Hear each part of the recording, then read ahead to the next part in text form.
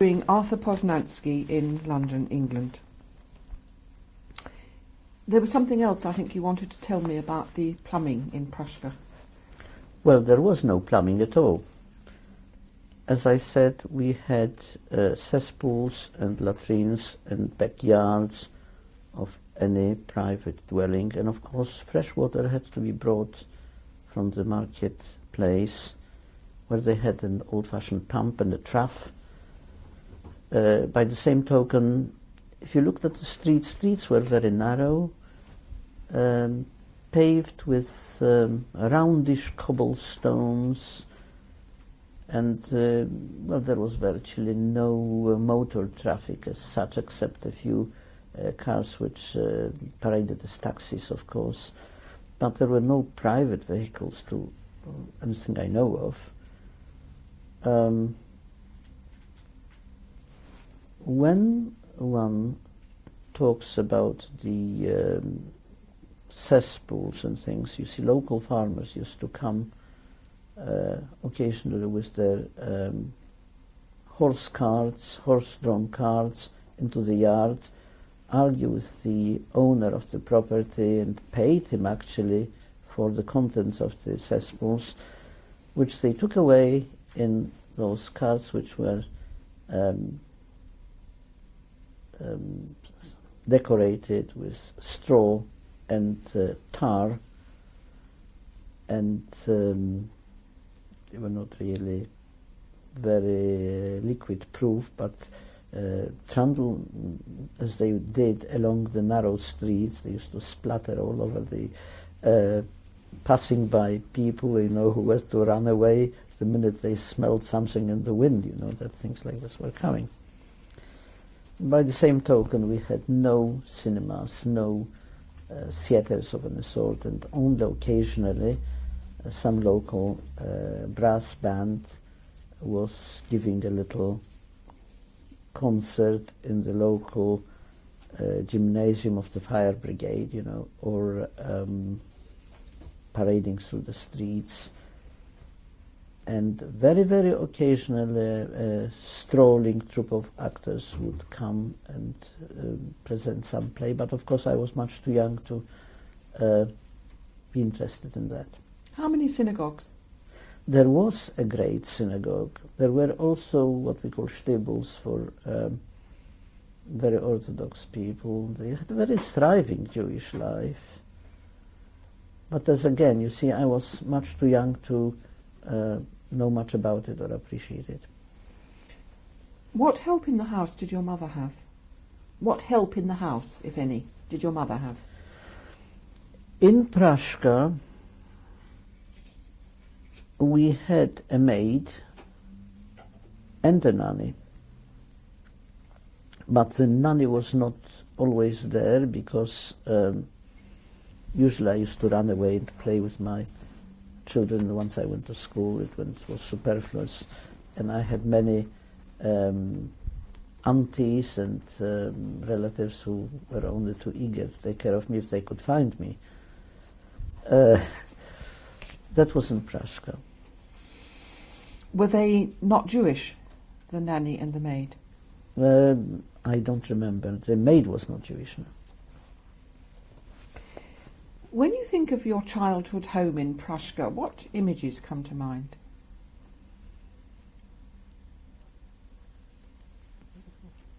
Where did you all sleep, for instance? It's very hard for me to recall. My more vivid memories are of my living accommodations in Wieluń rather than in Pruszka. Because we'll come to that in a minute, but you were going to school in Pruszka. Yep.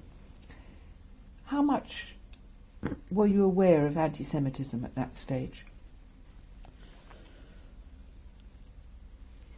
Not much, except that we used to chase each other, you know, the local boys, and you were chased by the Gentiles, and Gentile boys used to chase us. But I had very many friends with whom I, at that age, I don't think we encountered any anti-Semitism. And you had non-Jewish as well as Jewish friends? Definitely. Did you go into each other's houses? Oh, yes. You had this large extended family too in Pruszka. Can you recall a high holy day or a festival that you celebrated that you remember? A Pesach or Not in Pruszka, no. not in Pruszka. Can you describe your mother? Well, I think I can. She was very beautiful, actually. Petite. Her speciality was arts and crafts. She played the violin, and she had a very fine mezzo voice, and used to sing and draw, etc. She was also very calm and collected, by contrast to my father, who was rather a disciplinarian. Do you remember a favourite food that she made? No.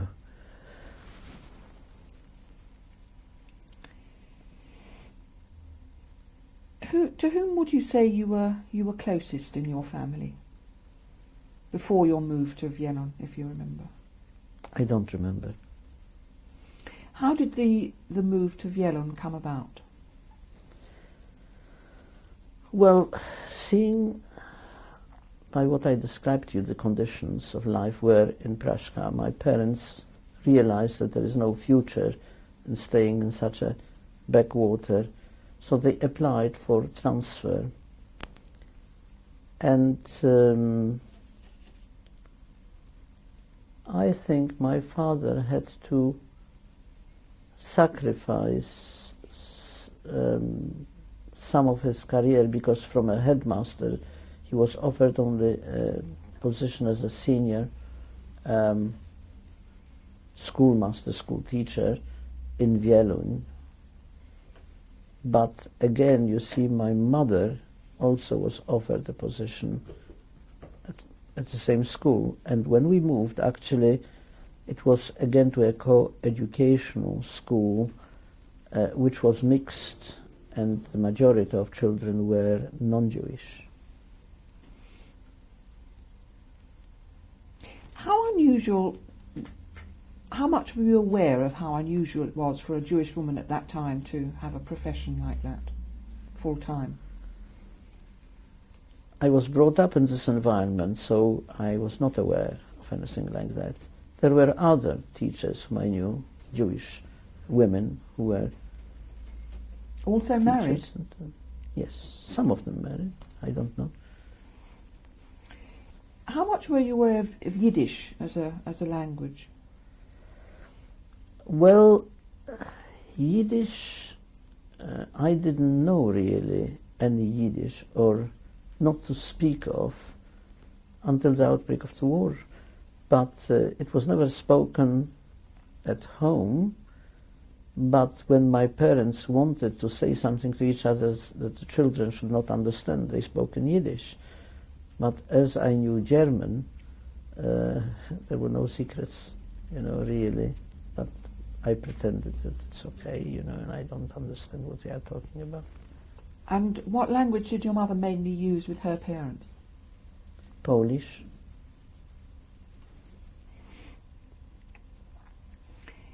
How much do you remember about your move to Wieluń? Was that an exciting time for you? Well, it was traumatic in a way, because I have lost all my friends to start with, and I had to start again in a new environment. In Pruszka, I was treated with some respect as the headmaster's son, and here I had to start as nobody in particular, and I had to break into the groups of children, to be accepted, and I was regarded as a naive young boy, from the backwater, who came, you know.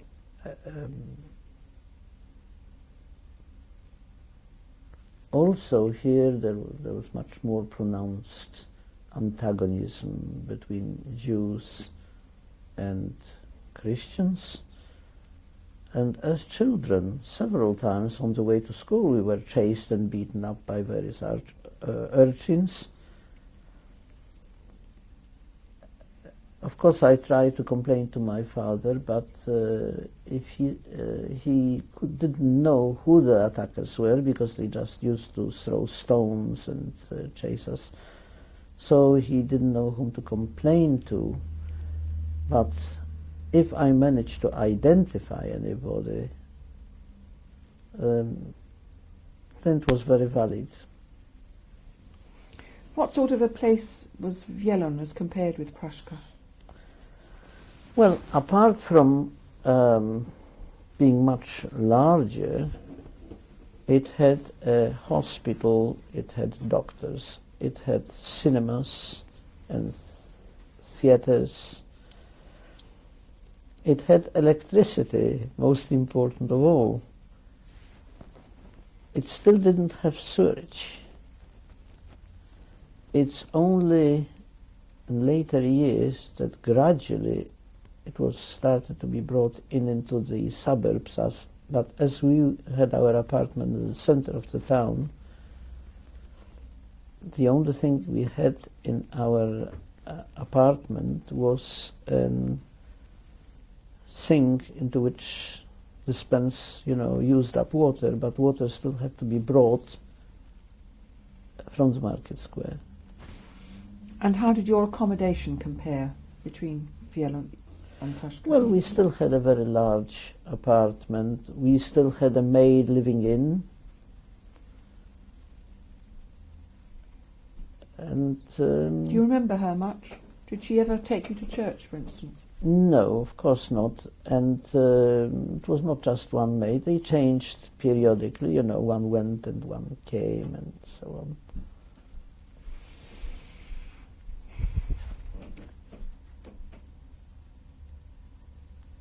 What do you remember about spending time with your father once you'd moved to Wielon?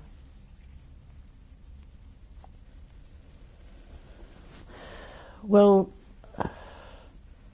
my father had a bookcase full of books which I was not supposed to read, I suppose, mainly medical books in various languages. But my natural curiosity led me to it, and when he caught me at it, he said simply, "This is not for you. If you want to know something, just ask me."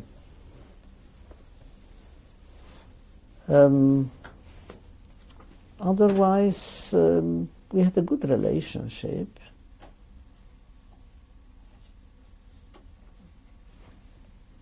But I never asked him for any special help in my learning or studies, because he always maintained that I ought to be clever enough to know what it's all about and to discover by myself. The only time I went for help if we were attacked and I needed him to complain about it because I thought it might better, our existence. But in most cases it didn't work anyway. And eventually we were transferred. They opened up a Jewish school in Wielon for Jewish children, and we all went there. So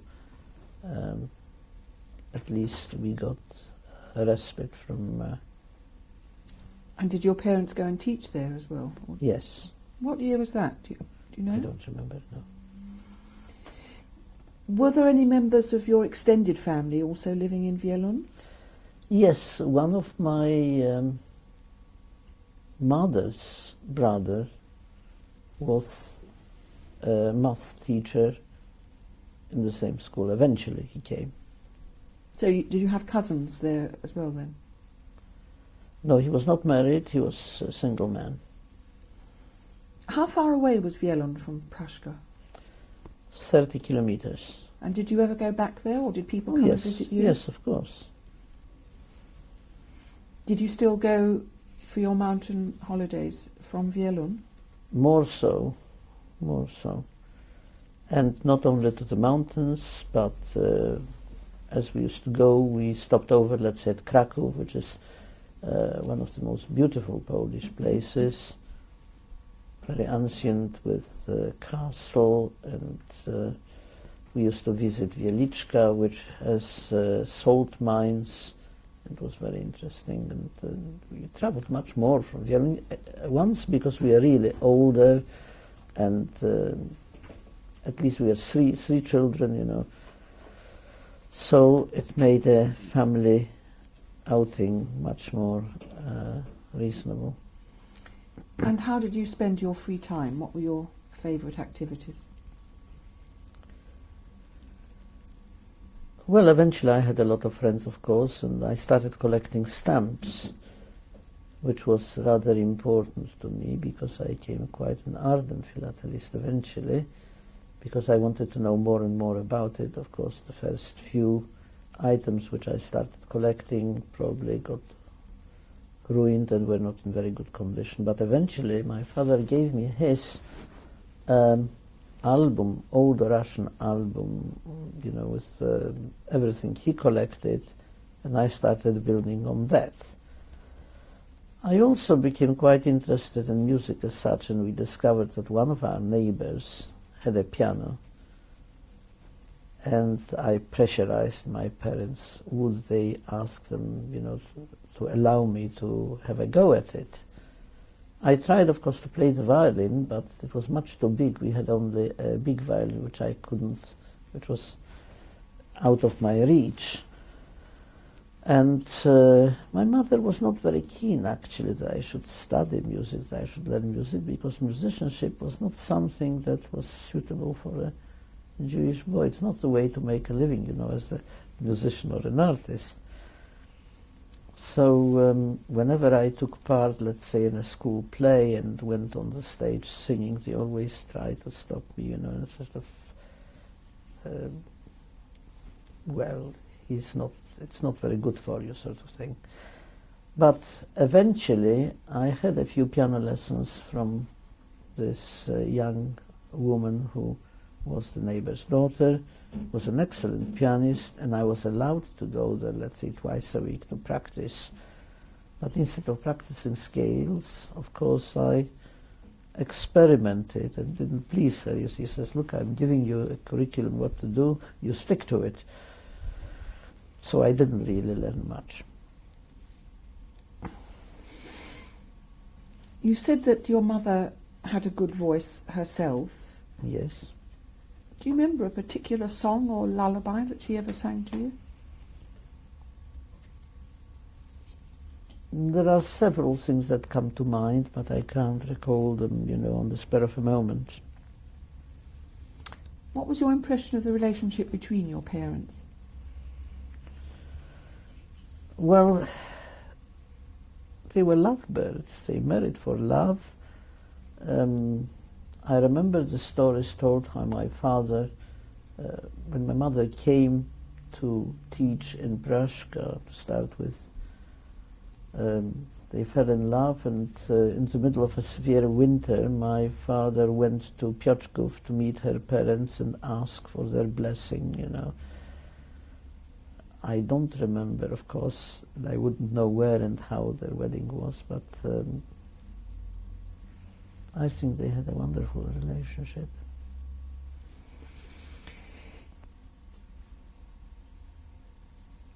When did you begin to be aware that there were possibly problems developing internationally which might affect your life in Poland as Jews? I mean, if you were born in, let's say, 1930 was your date of birth, you thought you... 27. 27, sorry. You thought that you moved to Wielun when you were round about 7? Something like that. I don't remember exactly. So by the time you were 10, it Not would have 7, been... probably 8. Yeah, so by the time you were 10, it would have been 1937. There was anti-Semitism. Jewish shops were being picketed and boycotted by Poles. But by the very nature of my parents' work, we had a lot of Polish friends, and we didn't have really much to do with the Jewish community as such. It's only when we were being chased and told, beat the Jew, and I got caught somewhere in a crowd and I had to run for it, that I realized that not everything is as it should be. But I didn't get the brunt of the proper anti-Semitism that was already festering in Poland. Of course, around 1938 or so, a lot of people used to come in from Germany, refugees, and telling us, how bad things were in Germany, and they were being expelled and persecuted. But I had two aunties married in Germany, and they stuck their ground there. So I thought that everything was, not as bad as people painted it. But in any case, owing to my age and being kept rather in a sort of an innocent, ignorant environment, I didn't pay too much attention to it. I think I was quite naive about it, and since we were not... Oh yes, that's one aspect of my father's work, was that he was not allowed to be a member of any political party or religious party. So that bypassed me, you see, and I didn't know much about the Zionist movement or the Bundist movement. Yes, I was aware that something like that was going on, but I was out of it, you see, on the fringes, just looking in and listening to what people had to say about it, and I thought to myself, what for goodness sake they are arguing about? You see, I was mainly concerned with my education, with the things which I was doing, the things that I liked. But politics were out of my reach until it was virtually too late. You said that you thought your parents weren't very keen on you becoming an artist, if that had been possible. They were not. Did you know what you wanted to be? Not really. How much did your religious practice change as between Pruszcz and Wielun? Did you go to synagogue more or less when you moved to Wielun? I can't say. But do you remember going to the synagogue in Wielun? Oh yes, yes. I was much more aware of going to synagogue and doing things which were of religious background, and also that's when I started studying, Hebrew and things in Wielun, because I was much too young in Pruszcz to having done it. Did you enjoy your Jewish and Hebrew studies? Well, I think I was quite keen on any studies, and was probably quite good at it, because I remember being able to write essays at the age of 8 in Hebrew and converse quite freely. Of course, if one doesn't use a language, you forget quite a lot. I think even today, with about 6 or 7 months refresher course, I might I would have picked it all up again. What was your favourite secular subject? Secular?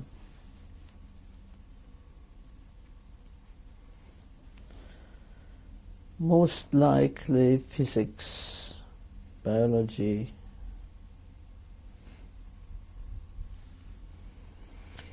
And languages. I quite liked Polish literature, German literature, which I didn't have much, of course, at school, but I used to read German books whenever I could find any.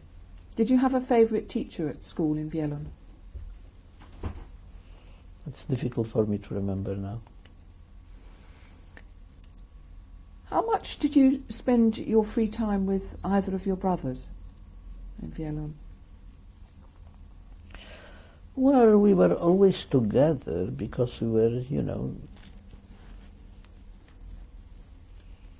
the only thing is that each of us had our own little niche where we kept our toys and things, you know, and if anybody encroached on somebody else's, there were actions, and, you know, we used to fight quite a lot, I suppose. Apart from your stamp collection, what were your favourite playthings? Oh my goodness, I had a whole library of books. I had a bicycle and toys galore. We all had. Especially once I went to Germany, when I came back, my aunties bought me quite a lot of German toys, which were unheard of in Poland, you know, things which were of a different kind that could be wound up and move, and not just simple toys. So I had little cannons which shot proper cartridges, you know, and things like that. Did you go to Breslau to your aunt's on your own? No, I was taken there by taxi, but I was left there on my own. What were your brothers doing then at that time when you were in Breslau?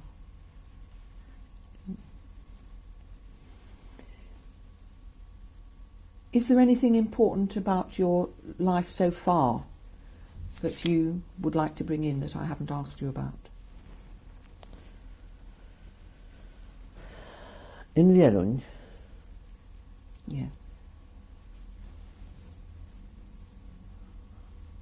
It's very difficult for me to concentrate on it, you know, if there is anything which I might remind myself of later.